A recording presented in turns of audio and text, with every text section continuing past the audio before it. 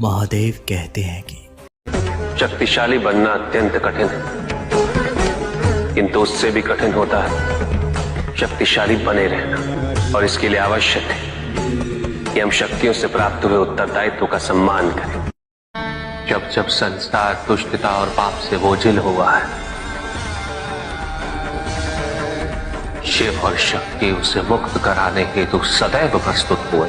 इस बार भी हम अपने दायित्व का निर्वाह अवश्य करेंगे, किंतु शिव तो उसे ही प्राप्त हो सकते हैं जिसके प्रेम में सर्वहित हो, जिसमें सबका कल्याण छुपा हो।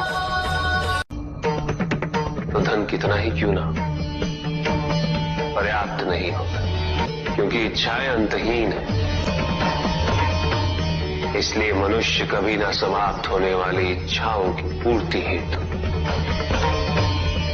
धन संचय को ही अपने जीवन का लक्ष्य समझ लेता है।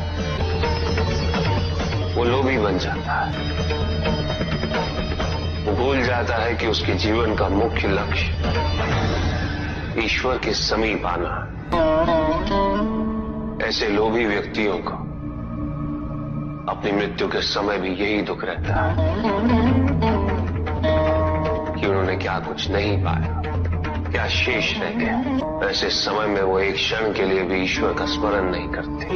अपने जीवन की निरर्थकता और व्यर्थता का बोध नहीं होता। ये समस्त संसार माया, सब कुछ नश्वर। जिन वस्तुओं को हम सुख का सोच समझ कर एकत्रित कर रहे हैं, वो सदैव नहीं रहेंगे। तुमने अपनी दया का प्रमाण देकर अपनी सच्ची भक्ति को सिद्ध किया, और मैं अपने सच्चे भक्तों की पीड़ा कभी सहन नहीं कर सकता। तुमने अपनी दया का प्रमाण देकर, हे देवकी नंदन, शांत हो जाइए।